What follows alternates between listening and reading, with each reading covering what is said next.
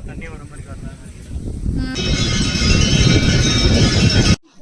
கோயிலில் இவ்வளோ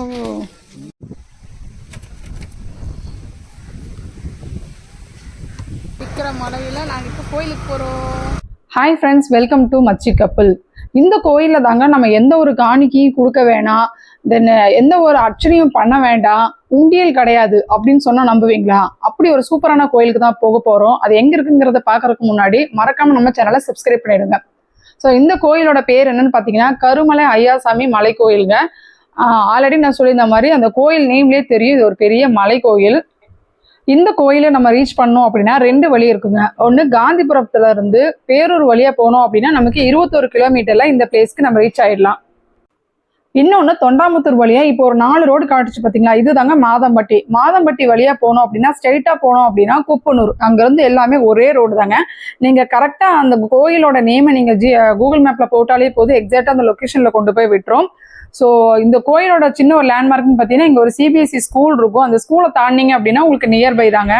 நான் பொதுவாக கோயிலுக்கு ரொம்ப முக்கியத்துவம் கொடுத்து போக மாட்டேங்க. பட் இந்த கோயிலுக்கு ஏன் போகிறோம் அப்படின்னா அந்த அளவுக்கு இந்த கோயிலோட நேச்சர் பார்த்தீங்கன்னா அவ்வளோ சூப்பராக இருந்தது. நான் சர்ச் பண்ணி பார்த்தேன், அவ்வளோ அழகாக இருந்தது. கண்டிப்பாக இந்த பிளேஸ்க்கு போயே ஆகணும்னு தோன்ற அளவுக்கு இருந்தது. ஏன்னா போகிற வழி ஃபுல்லாகவே ஃபுல் அண்ட் ஃபுல் கிராமம், விவசாயம்னு சொல்லிட்டு சுற்றி எங்கே பார்த்தாலும் மலை மட்டும்தான் இருக்கும். ஸோ இந்த பிளேஸ்க்கு போயே ஆகணும்னு தோணுச்சுன்னு சடனாக நாங்கள் பிளான் பண்ணி போயிருந்தோம். இந்த கோயிலோட ஹிஸ்ட்ரின்னு பார்த்தா எனக்கு அவ்வளோ பெருசாக தெரியாது. பட் எனக்கு தெரிஞ்சதை ஓரளவுக்கு நான் சொல்கிறேங்க. கீழே அடிவாரத்திலே பார்த்தீங்கன்னா அழகா சிவன் கோயில் போக நிறைய சின்ன சின்ன விநாயகர், முருகன், இடும்பன்னு சொல்லிட்டு நிறைய சாமியெல்லாம் இருந்தது. மெயினாக பார்த்தீங்கன்னா ஒரு சித்தர் இருப்பார், அதுதான் டாப் நாச்சாக இருக்கும். வீடியோவோட ஸ்டார்டிங்லேயே அதை நான் வந்து உங்களுக்கு கொடுத்துருப்பேன். கரெக்டாக நாங்கள் போகும்போது நல்ல ஒரு மலைச்சாரலாக இருந்தது. ஸோ அந்த சீசனில் போகும்போது ரொம்ப சூப்பராக இருந்தது. எங்கள் வீட்டு குட்டீஸை தான் கூட்டி போயிருந்தோம். அவள் சரியான வாய் அடிச்சுக்கிட்டே வந்துட்டு இருந்தா. பெரிய மேடம்க்கு எனக்கு கிளாஸ் இருந்ததுனால அவங்களை என்னால் கூட்டிகிட்டு போக முடியல. ஸோ நம்ம இப்போ கொஞ்சம் கொஞ்சமாக அந்த கோயில் வந்து ரீச் பண்ணுறோம். கொஞ்சம் தூரம் பார்த்தாலே பார்த்தீங்கன்னா உங்களுக்கு ஒரு ஒயிட் பில்டிங் தெரியுது பார்த்தீங்களா, அதுதாங்க கோயில். ஸோ கோயில் சுற்றி பார்த்தீங்கன்னா அவ்வளோ சூப்பராக இருக்குது. மெயினாக சொல்லணும்னா கோயில் அவ்வளோ சுத்தமாக இருந்ததுங்க. கோயிலேயே ரெஸ்ட் ரூமே இருந்தது. ஸோ ஜென்ஸ் லேடிஸ்ன்னு சொல்லிட்டு அழகாக ரெஸ்ட் ரூம்ஸ்லாம் வச்சுருந்தாங்க. ரொம்ப ரொம்ப நீட்டாக மெயின்டைன் பண்ணிட்டு இருக்காங்க. எனக்கு தெரிஞ்சு இன்னுமே யூடியூப் சைடில், அதாவது என்ன மாதிரி இன்ஃப்ளூயன்சர் சைடுக்கு வந்து இந்த ஒரு கோயில் வந்து கண்ணில் தட்டுப்பாடல அப்படின்னு தான் சொல்லணும். ஏன்னா தட்டுப்பிடிச்சுன்னா இன்னும் இந்த கோயில் எவ்வளவோ ஃபேமஸ் ஆகிருக்கும். ஸோ அதனாலே என்னமோ தெரியல, உள்ளே வந்து கோயிலில் வந்து சுற்றிலாம் வந்து வீடியோ எடுக்கக்கூடாது அப்படின்னு சொல்லிட்டாங்க. பொதுவாக எந்த கோயிலையுமே வீடியோ எடுக்க அலோவ் பண்ண மாட்டாங்க. பட் நாங்கள் போகும்போது நான் யோசிச்சு வீடியோ எடுக்கிற மாதிரி இருந்தது. ஏன்னா அந்த ஊர் மக்கள் தான் அதிகமாக அந்த கோயிலுக்கு வந்து போகிற மாதிரி இருந்தது. ஸோ இவங்க யாராவது வீடியோ போட்டு இந்த கோயிலை நாரடிச்சிருவாங்களோ அப்படின்ற ஒரு பயம் வந்து சில பேரோட முகத்தில் எனக்கு தெரிஞ்சது ஓப்பனாக சொல்லணும்னா. ஸோ ஆஸ் எ யூடியூப்ல நான் என்ன சொல்றேன்னா, எந்த ஒரு விஷயத்த நம்ம புதுசாக பார்த்தாலும் ரொம்ப அழகா இருந்துச்சுன்னா அதை கண்டிப்பாக நம்ம மக்கள்கிட்ட வந்து ஷேர் பண்றது தப்பே கிடையாது. பட் அதை நம்ம வந்து நல்ல விதமா நாங்கள் எந்த ஒரு நல்ல எண்ணத்துல நாங்கள் பார்த்த ஒரு அழகை நீங்களும் ரசிக்கணும் அப்படிங்கிற ஒரு எண்ணத்துல தான் நாங்கள் இதை ஷேர் பண்றோம். ஸோ பக்தர்களா நீங்களும் கோயிலுக்கு போனாலும் தயவு செய்து நீங்களும் சுத்தமாக வச்சுக்கோங்க. அதுதான் நான் சொல்ல வர்றது.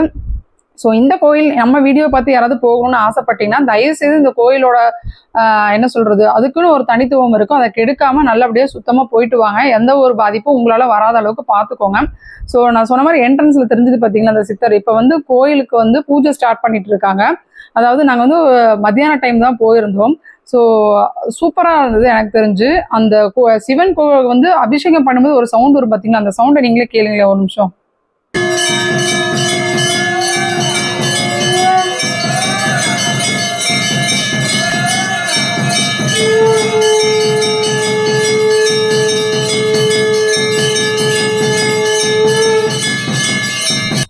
என்னங்க சவுண்டு கேட்டிங்களா? கண்டிப்பாக இந்த வீடியோ பார்க்குற நீங்கள் சிவன் பக்தராக இருந்தீங்க அப்படின்னா அங்கே செம்மையாக சங்கு சவுண்டெல்லாம் போட்டு வேற லெவலில் பண்ணுறாங்க. அது சேம் அங்கே உள்ள அந்த மூலஸ்தானத்தில் இருக்கிறவங்களே முகத்தில் துணியெல்லாம் கட்டிட்டு அந்த பூஜை பண்ணாங்க. எதுக்காகன்னு தெரியல. உங்களுக்கு தெரிஞ்சதுன்னா மறக்காம கமெண்ட் பண்ணுங்க. நெக்ஸ்ட் இதோட ஸ்பெஷல் பார்த்தீங்கன்னா நான் சொன்னேன் இந்த சித்தர் தாங்க, வேற லெவலில் இருந்ததுங்க. அங்கே வைவு பார்க்கும்போது கரெக்டாக அங்கே பார்த்தீங்கன்னா மழையெல்லாம் தூர ஆரம்பிச்சிச்சா. ஸோ அந்த இடமே பார்க்க அவ்வளோ சூப்பராக இருந்தது. என்னோட ஃபோனில் கொஞ்சம் லைட்டாக மழை தண்ணி பட்டுருச்சு. ஸோ உங்களுக்கு கிளியராக தெரியுது என்னன்னு தெரியல.